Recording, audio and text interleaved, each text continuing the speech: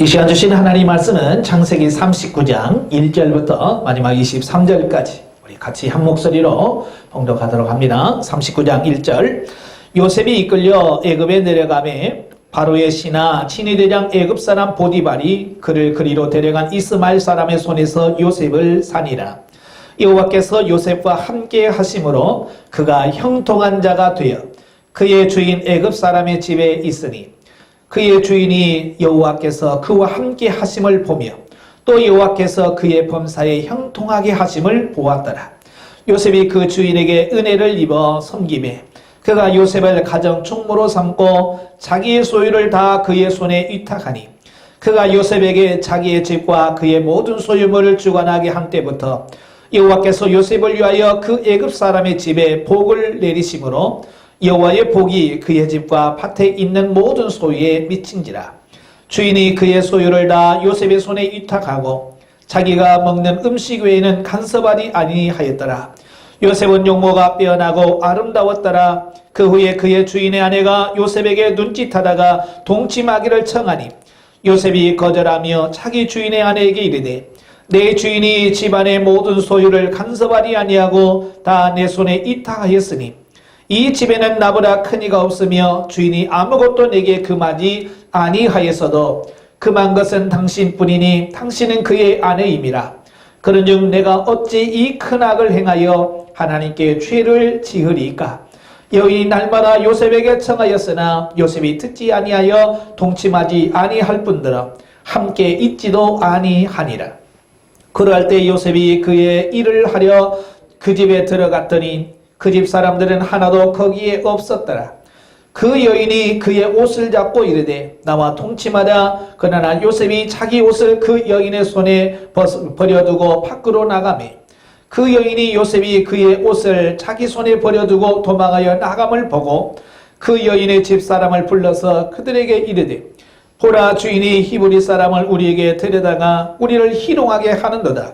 그가 나와 동침하고자 내게로 들어오므로 내가 크게 소리 질렀더니 그가 나의 소리 질러 부름을 듣고 그의 옷을 내게 버려두고 도망하여 나갔느니라 하고 그의 옷을 곁에 두고 자기 주인이 집으로 돌아오기를 기다려 이 말로 그에게 말하여 이르되 당신이 우리에게 데려온 히브리 종이 나를 희롱하려고 내게로 들어왔으므로 내가 소리질러 불렀더니 그가 그의 옷을 내게 버려두고 밖으로 도망하여 나갔나이다. 그의 주인이 자기 아내가 자기에게 이르기를 당신의 종이 내게 이같이 행하였다 하는 말을 듣고 심히 노한지라. 이에 요셉의 주인이 그를 잡아 옥에 가두니 그 옥은 왕의 죄수를 가두는 곳이더라.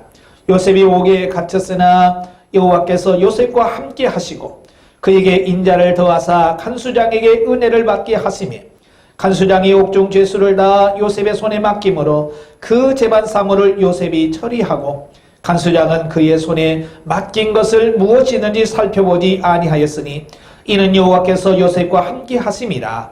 여호와께서 그를 범사에 형통하게 하셨더라. 아멘. 찬송가 384장들입니다.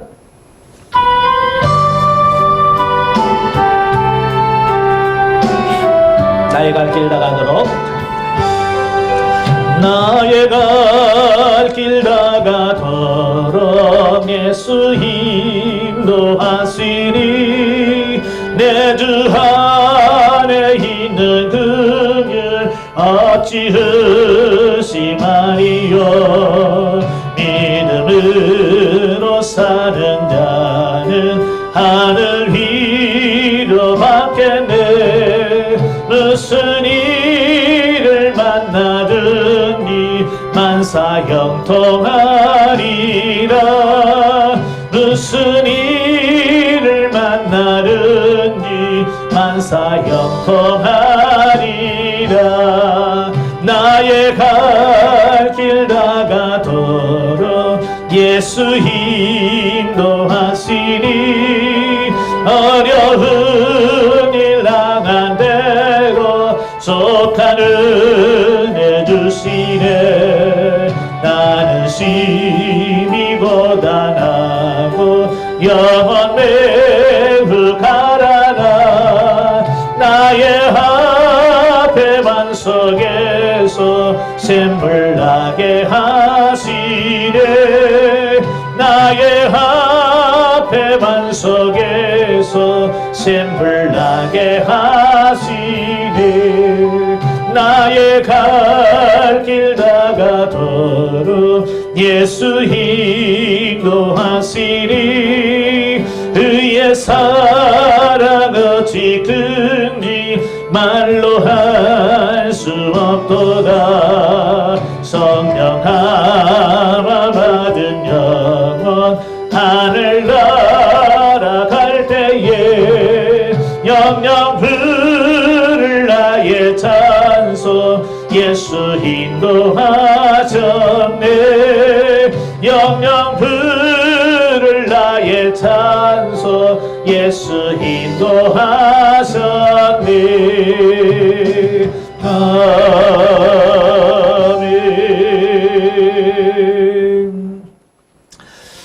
오늘 저와 여러분이 같이 봉독한 말씀을 통해서 말씀의 제목을 성경적 형통의 의미다 라는 제목으로 같이 은혜를 나누기를 원해요. 지난 목요일에 잠깐 바람을 쐬려고 저 고향으로 갔더니 그 대문에 이런 한문으로 쓴 글자가 있더라고요. 입춘대길 건양다경이라고 하는 그 한자를 대문에 이렇게 쫙 붙여놨더라고요.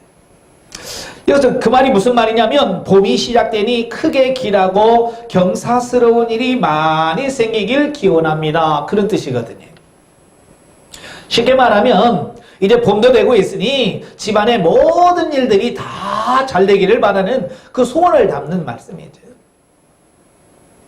자, 이것을 통해서 예로부터 우리 선조들은 그 봄이 되면 그 한 해가 형통하기를 바라요. 여기서 형통이라고 하는 말은 무슨 말이냐면 모든 일이 뜻대로 잘 되어감 그런 뜻이에요. 예. 그러니까 모든 일이 자기가 계획하고 생각했던 모든 일들이 한 해 동안에 잘 되어가기를 바라는 기원을 그 대문에다가 붙여놓는다 그 말이에요. 예? 자, 문제는 뭐냐면 그 입춘대길 건양다경이라고 하는 말을 썼다고 해서 정말 그 집에 복이 올까? 그 사람들이 원하는 그 소원대로 될까라고 하는 부분이에요. 물론 예수 믿는 사람도 똑같아요. 물론 방식은 좀 다르지만 집안에 들어가 보면 좋아하는 성구들 또 복을 기원하는 어떤 그런 성구들을 액자로 해서 걸어 놓잖아요.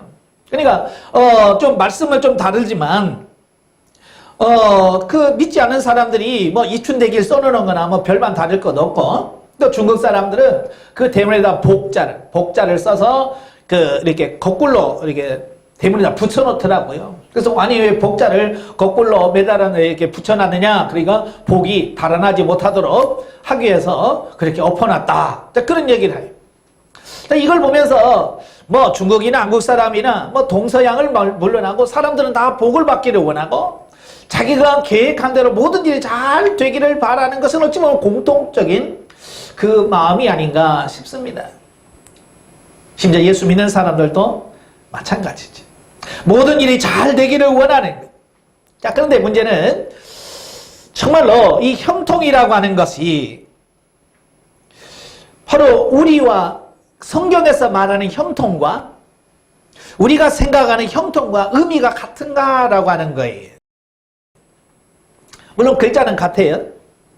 믿지 않은 사람도 형통이란 말을 쓰고 우리 예수 믿는 사람도 형통이란 말을 씁니다. 아까 우리가 찬송을 불렀습니다만 만사형통하리라. 예?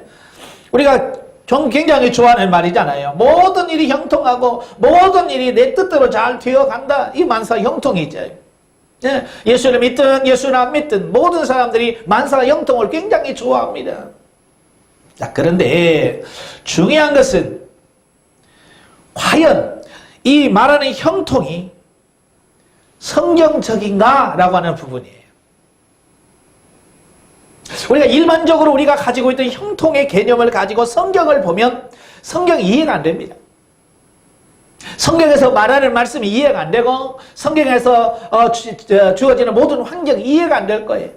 왜냐하면 너무 달라도 너무 다르기 때문에 그래요. 자, 오늘 본문의 배경을 한번 보겠습니다. 야곱이 바다나람으로 자기 외삼촌 라반의 집으로 가지요. 외삼촌 라반의 집을 간 이유가 뭐예요? 물론 이제 형의 분노를 피해서 피난하는 거지만 실상은 거기 가서 라반의 딸을 취해서 아내를 취해서 자녀를 생산하는 어떤 이런 거죠. 그래서 구속사가 쫙 이어져 가도록 하시는 것이 하나님의 뜻인 거예요. 그래서 야곱이 밧다나람 라반의 집에 가서 부인을 4명을 얻지요. 그래서 12아들을 낳습니다. 자식이 많다 보니까 뭐 별스런 아들들이 다 있겠죠.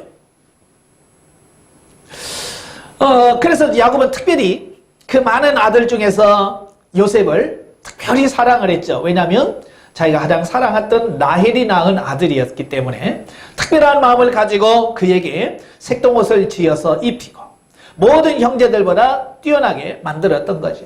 근데 이제 다른 형제들은 그게 시기심이 발동하게 되고, 자, 그래서 요셉을 미워하게 됩니다. 그런 어느 날 요셉이 또 꿈까지 꾸잖아요. 예, 형들이 묶어놓은 볏짚 단이 내가 세운 단에다가 절하더라. 예, 또 해와 달과 별 11별이 자기 별을 향해서 절을 하더라 라는 꿈을 이야기하니까 형제들이 더욱 미워하게 되는 거죠. 그러니까 이제 37장에 보면 그 아버지의 명을 받아서 형들이 잘 있나 보러 갔던 요셉을 형들이 그의 꿈이 어떻게 이루어지나 보자 라고 하면서 그를 그 이스마엘 상인들에게 팔아버리죠. 은 20을 받고 그 노예로 종으로 팔아버린 거예요. 지금까지 아버지의 사랑을 듬뿍 받으며 정말 어려움이라고 하는 것을 경험하지 못했던 요셉. 근데 하루아침에 형들에 팔려서 종이 되는 거죠. 오늘 본문 1절에 보면 요셉이 이끌려 애굽에 내려가매 바로의 신이 되자 애굽 사람 보디발이 그를 그리로 데려간 이스마엘 사람의 손에서 요셉을 산이라 그랬어요. 그러니까 이제 하루아침에 신분이 그 사랑받는 아들에서 이제 노예로 신분이 전락하게 되어지는 거예요. 요즘에는 노예가 어떤 삶을 사는지 잘 몰라요. 왜냐하면 노예가 없기 때문에. 그러나 예전에는 노예는 정말 비참했거든요. 예, 자기 인권은 물론이고 심지어는 자기 생명까지도 자기가 어떻게 할 수 없는, 자, 그런 정말로 그 가장 낮고 천한 신분 중에 하나가 노예란 말이에요. 어찌 보면 이 요셉은 굉장히 형통하는 것이 아니라 불통하지. 굉장히 어려운 상황에 빠졌어요. 자, 그런데 오늘 본문에 보면, 자, 2절에 보면 그런 말씀이 있어요. 여호와께서 요셉과 함께 하심으로 그가 형통한 자가 되어 그의 주인 애굽 사람의 집에 있으니. 자, 이 말이 이해가 됩니까? 자, 우리가 보편적인 만사 형통이라고 하는 개념, 이 형통이란 개념은 자기가 원하는 대로 뜻대로 되어지는 걸 말해요. 그게 잘 되는 걸 말하는데 지금 요셉의 삶을 보면 형통합니까?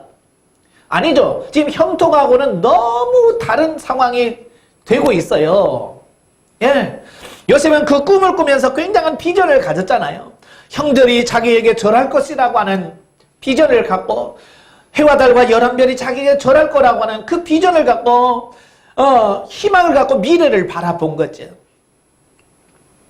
그런데 지금 현실은 어떻게 돌아가요? 예, 요셉이 꿈꾸며 요셉이 바라고 있던 상황과는 정반대로 가는 거예요.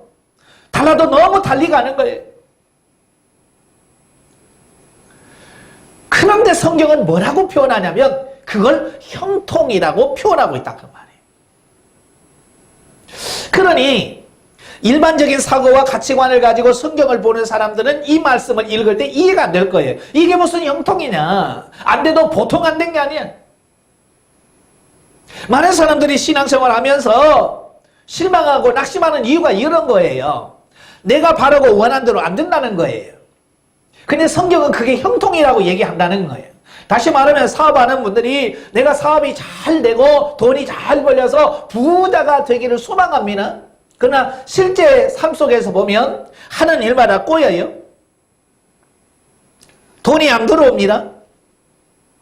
자, 그 상황 속에서 정말 하나님이 나에게 형통케 하셨습니다 라고 고백할 수 있는 사람이 과연 몇 사람이나 될까라고 하는 거예요.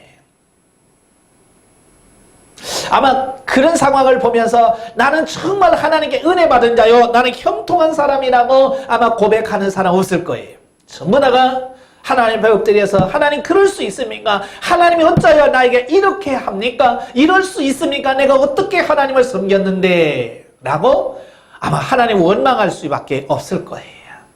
왜냐? 우리가 생각하는 형통의 개념하고 지금 정반대로 흘러가고 있기 때문에 지금 그렇다 그 말이. 자, 그런데도 성경은 뭐라고 그래요? 형통한 자가 되어 라고 말씀하고 있고 3절에 보면 그의 주인이 여호와께서 그와 함께 하심을 보며 또 여호와께서 그의 범사에 형통케 하심을 보았더라. 예, 보디발이 가만히 보니까 이 어린 그 요셉이 자기 집에 종으로 팔려왔는데 그가 하는 모든 일에 하나님이 함께 하시고 형통하는 것을 보는 거예요. 그리고 자기 집에 복이 많은 걸 보는 거예요. 그러니까 보디발이 그를 아주 좋게 봤어요. 그래서 그 집에 가정 총무로 삼아서 그 가정의 모든 재반사항을 다 주관하고 다스릴 수 있는 총무로 그를 세웠습니다. 그리고 아무것도 터치하지 않았어요. 네 마음대로 해라. 다 맡겼습니다. 어쩌면 좀 형통해질 것 같아요. 그지? 이 정도 되면 그래 좀 형통할 만하다라고 말할 수 있겠지요. 그런데 그 형통은 사람이 생각하는 형통은 그리 오래가지 않더라는 거예요. 자, 누가 등장합니까? 예, 보디발의 아내가 등장을 해요. 그 6절 끝부분에 보면 요셉은 용모가 빼어나고 아름답더라 그랬어요. 그러니까 젊고 아름답고 용모가 빼어난 요셉을 바라보면서 이 보디발의 아내가 유혹을 하기 시작하는 겁니다. 같이 동침하자는 거예요. 하루 이틀도 아니고 계속해서 그렇습니다. 그러나 요셉은 그에게 말합니다. 내가 어찌 이 큰 악을 행하여 하나님께 죄를 지으리까? 하나님 앞에서 그럴 수 없다라고 하는 거예요. 그래서 요셉은 그 보디발의 아내 유혹을 뿌리칩니다. 그런데 어느 날 요셉이 그 집에 일을 하려고 들어갔는데 집에 사람이 하나도 없어요. 보디발의 아내가 이미 다 손써놓은 거죠. 그러면서 자기 옷을 붙잡고 통침하다고 욕을 합니다. 다급한 요셉이 그저 자기 겉옷을 벗어 던져놓고 그냥 도망가 버리는 거지. 그러니까 이 보디발의 아내가 요셉에 대한 연민이 뭐로 바뀌냐면 질투, 미움으로 바뀌는 거예요. 예, 육신의 사랑은 그렇습니다. 육신의 사랑은 자기가 사랑할 때 굉장히 그에게 미쳐요. 그런데 그 사랑이 잘못되어지면 그게 미움으로 바뀌어집니다. 그건 진짜 사랑이 아니고 육적 욕망적인 사랑이었기 때문에 그렇지. 하여튼 보디발의 아내가 이제 그런 거예요. 그렇게까지 했는데 그걸 받아들이지 않으니까 거기에 대한 배신감이라고 할까요? 분노가 느껴지는 거예요. 그래서 소리를 지릅니다. 집안 사람들이 몰려옵니다. 그들에게 말합니다. 히브리 사람이 나를 욕보려고 왔다가 내가 소리를 지르니까 도망갔다. 외치죠. 그리고 남편이 돌아오기를 기다렸다가 남편에게 똑같은 말을 합니다. 당신이 우리에게 데려온 이 히브리 종이 나를 희롱하려고 내게로 들어왔다가 내가 소리를 지르니까 이 옷을 버려두고 도망갔다라고 이야기하는 거예요. 그러니까 보디발이 화가 나겠죠. 그죠? 심히 노했어요. 그래서 요셉을 그 주인이 그를 잡아 옥에 가두니 그 옥은 왕의 죄수를 가두는 곳이더라. 그랬어요. 화가 난 나머지 요셉을 감옥에다가 가두었어요. 이건 왕의 죄수를 가두는 감옥이더라. 그랬어요. 이것은 일반 감옥과는 달리 그 왕에게 대하여 죄를 지은 사람들만 특별히 모아놓은 요즘으로 말하는 정치범 수용소라고 할 수 있겠죠? 예. 그런 사람들만 가두는 특별한 감옥이에요. 자, 지금 요셉은 조금 잘 되는 것 같았어요. 집안에서 총으로 좀 승진이 되고 모든 것을 자유롭게 할 수 있는 어떤 특권들을 많이 부여받았잖아요. 그래 어찌 보면 이제 이게 형통인가? 라고 생각했던 그 형통은 오래가지 아니하고 다시 어디로 들어갑니까? 네, 종보다도 더 못한 처지에 들어가게 되네. 그게 뭐예요? 감옥에 들어가는 거예요. 예, 감옥 생활이라고는 저는 안 가봐서 모르겠습니다만은 그래도 감옥 그 말 자체만 들어도 힘들겠다 라고 하는 것이 탁 들어오잖아요. 그만큼 편한 생활하고는 너무 동떨어진 생활이 감옥이에요. 바로 요셉은 하나님의 뜻대로 하나님의 말씀대로 살려다가 죄 짓지 않으려고 했다가 도리어 감옥에 들어갔어요. 세상 말로 말하면 재수가 없어도 진짜 재수가 없는 거지. 자, 그런데요. 자, 23절을 보면 그걸 뭐라고 표현하냐면 간수장은 그의 손에 맡긴 것을 무엇이든지 살펴보지 아니하였으니 이는 여호와께서 요셉과 함께 하심이라. 여호와께서 그를 범사에 뭐하게 하셨더라? 형통하게 하셨더라 라고 말씀하는 거예요. 예. 그러니까 요셉이 아버지의 사랑을 받다가 형제들에 팔려서 애굽의 종살이를 갔어요. 보디발의 종이 됐는데 성경은 뭐라고 그래? 형통하게 됐더라. 이제는 보디발의 아내 유혹을 피해다가 감옥에 들어갔어요. 감옥에 들어갔는데 뭐라고 표현한다고요? 형통하더라 라고 말씀하고 있더라라고 하는 거예요. 자, 여기서 우리가 중요한 게 바로 이런 거예요. 바로 이 형통이라고 하는 말은 그 히브리어로 보니까 미츠라이흐라고 하는 말이에요. 이 말은 돌진하다, 공경하다, 유익하다, 번성하다 라고 하는 뜻을 가진 찰라흐에서 나온 말인데요. 아무 장애 없이 돌진해 나가는 것처럼 상황이 쫙 펼쳐지는. 그러니까 우리가 생각하는 만사형통과 같은 의미예요. 그러니까 거치는 게 없어. 막히는 게 없이 그냥 자기가 생각하는 대로 원하는 대로 쫙 풀려나가는 것을 찰라흐, 형통 이란 말을 하는 거예요.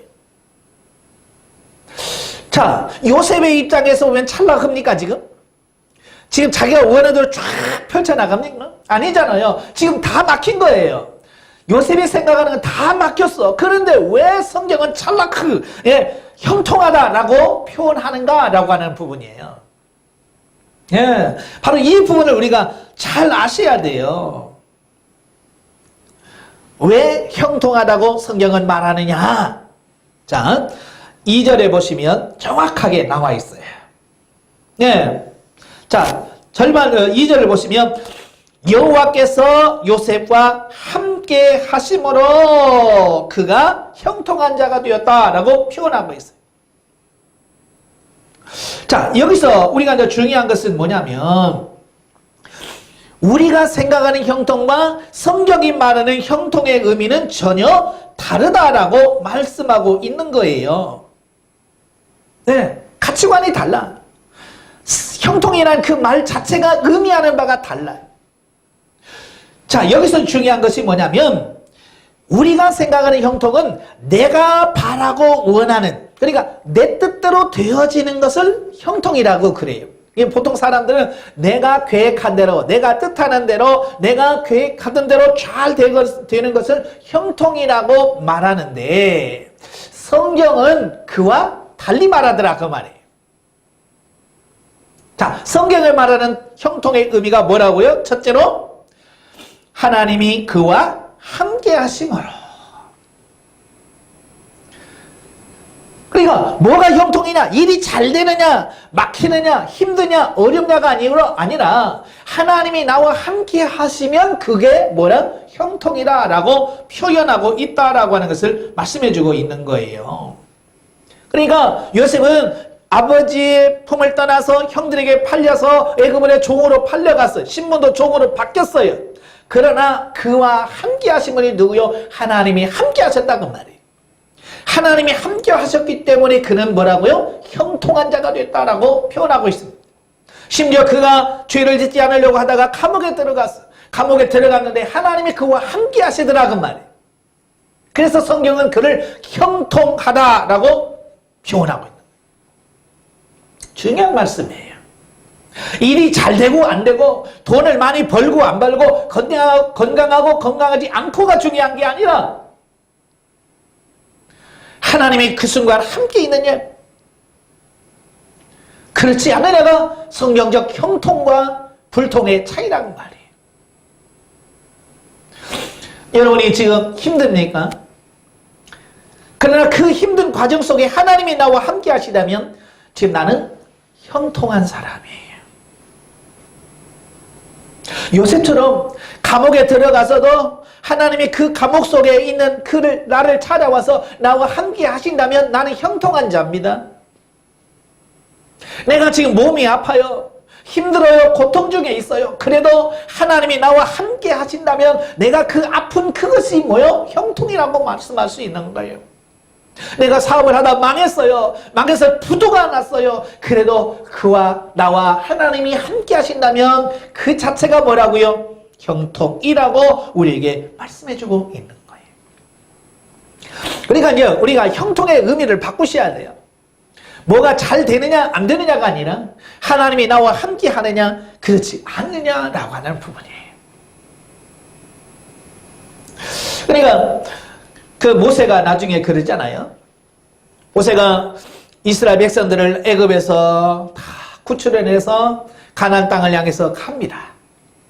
시내산에 올라가서 40일 동안 머물면서 하나님의 율법과 계시를 받아요.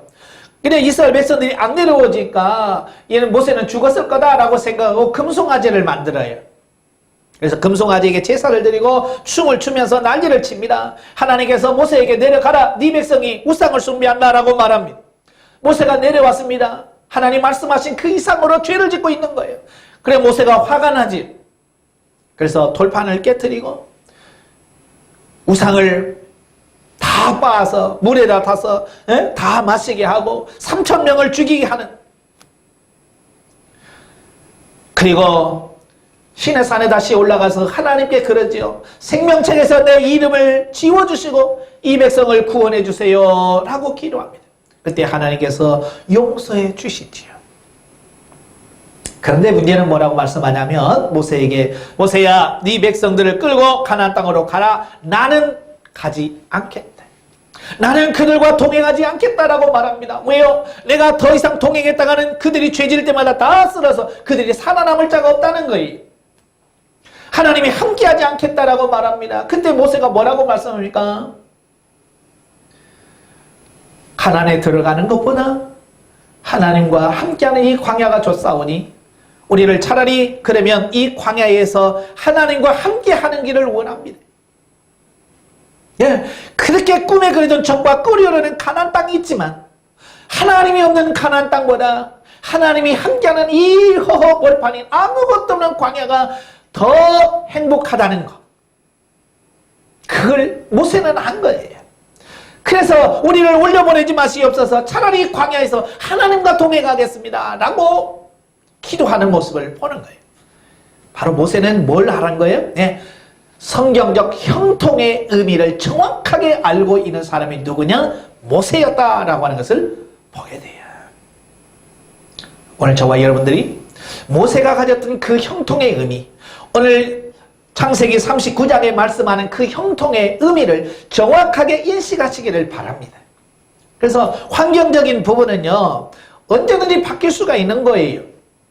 아까 요셉의 이야기를 들었잖아요. 아버지의 사랑받는 그 아들에서 갑자기 종의 신분으로 또 종의 주인에게 인정을 받아서 가정 총무로서 조금 편안한가 싶었는데 또 감옥으로 들어가는.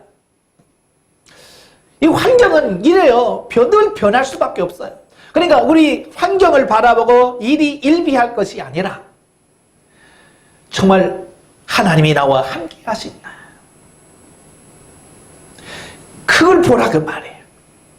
내가 망했어도 하나님이 함께 하신다면 감사합니다. 하나님이 나와 동행하시는군요. 나는 지금 형통합니다 라고 고백할 수 있는 삶이 되어야 한다라는 것을 우리에게 볼 수 있습니다. 자, 두 번째로 형통의 의미는 뭐냐? 내 뜻이 아닌 하나님의 뜻이 이루어지는 것을 형통이라고 합니다. 성경적 형통은 그래요. 세상에서의 형통은 내가 바라고 원하는 대로 되어져야 형통인데, 성경적 형통은 내 뜻과 상관없이 하나님의 계획하신 대로 하나님의 뜻대로 이루어지는 것이 형통이라고 이야기하고 있습니다. 지금 많은 사람들이 고민하는 게 이런 거예요. 모든 일이 내 뜻대로 되어지지 않고 하나님의 뜻대로 이루어지는 것. 어찌 보면 우리가 생각하면 불통이죠. 불통도 어지간한 불통이 아니잖아요. 그럼에도 불구하고 하나님의 뜻이 이루어졌다면, 하나님의 계획하신 바가 이루어진다면 그것이 뭐냐? 그게 형통이다 라고 표현하고 있는 거예요. 그러니까 사람은 멀리 못 보잖아요. 미래를 볼 줄 몰라. 그러나 하나님은 항상 하나님의 시간은 현재라고 그랬잖아요. 그러니까 하나님은 늘 현재에서 모든 것을 다, 과거, 현재, 미래를 다 보고 계시는 하나님이시죠. 그러니까 하나님은 이미 요셉이 국무총리 된 거나 모든 것을 다 한눈에 보고 계시는 거예요. 그러나 사람의 입장에서 보면 그게 보여요? 안 보이잖아요. 우리는 이미 지나간 과거이기 때문에, 요셉이 감옥에 들어갔다가 바로의 꿈 해몽하고 국무총리가 돼서 결론이 이랬다라고 하는 아니까 이 부분을 하지만, 막상 그 속에 들어갔을 때 우린 절망이거든요. 예? 절망이에요. 그런데 그 절망 속에서 뭐가 이루어지냐? 하나님의 뜻이 이루어지는 거예요. 다시 말하면 요셉이 소년 때 꾸었던 그 꿈을 성취하려면 요셉이 애굽으로 내려가야 돼. 그래서 바로를 만나야 돼. 그러니까 어찌 보면 육신적으로 보면 굉장히 불통의 연속이지만, 하나님의 뜻대로 보면 어때요? 하나님의 뜻의 성취에 점점점 가까워지는 거죠. 그죠? 그러니까 사람의 보는 관점과 하나님이 보는 관점이 너무 다른 거예요. 예. 그러니까 애굽에 내려가는 것, 어찌 보면 하나님의 뜻에 더 가까워지는 거예요. 감옥에 들어가는 것은 더 하나님의 뜻에 더 가까워지는 거예요. 때가 되면 하나님께서 그를 감옥에서 건져내어서 국무총리로 세우는 거예요. 이게 하나님의 계획이고 하나님의 뜻대로 되어지는 거예요. 오늘 여러분도 마찬가지예요. 우리는 여러 가지 계획들을 가지고 있어요. 금년에는 이렇게 해서 이와 같은 결과를 가져올 거야 라는 나름대로의 계획을 갖고 살지요. 그런데 이렇게 살다 보면 정말 내가 계획한 대로 되어지는 것보다는 그렇지 않은 게 너무 많아요. 언젠가 제가 설교하면서 그런 말을 했을 거예요. 만약에 내 마음대로 지금 모든 일이 되어졌다고 한다면 내가 이렇게 생활하지 않는다. 내가 이렇게 살지 않는다고요. 예? 그러나 내가 원하는 대로 안 되더라 그 말이에요. 하나님이 원하는 대로 되어가더라 그 말이에요. 그러니까 우리가 범사에 하나님의 뜻을 깨닫고 우리가 힘들어도 이 속에서 하나님의 뜻이 있겠구나. 이게 하나님의 뜻이 성취되는 과정이라면 우리가 기뻐할 수 있는 그런 부분이 되어야 된다라고 하는 것을 깨닫게 되는 거예요. 그러니까 사도 바울이 범사에 감사하라, 항상 기뻐하라, 쉬지 말고 기도하라 라고 말씀하신 이유가 뭐냐면 바로 이거예요. 이 원리를 아는 거예요. 예, 내 뜻이 이루어지는 게 형통이 아니라 하나님의 계획하신 바가 이루어지는 게 형통이라. 그래서 사도 바울은 감옥에 들어가도 감사하고 찬송했습니다. 매를 맞아도 감사하고 찬송합니다. 맞은 고난을 당해도 그는 찬송하고 감사하며 갔습니다. 왜? 그게 하나님의 뜻대로 사라지는 길이라는 걸 알았기 때문에 그래요. 예, 그는 감옥에 들어가도 이게 하나님의 뜻이야. 하나님의 뜻을 이루는 길이야. 그 하나님의 뜻이라는 것을 믿으니까 감옥에서 찬송할 수 있는 거예요.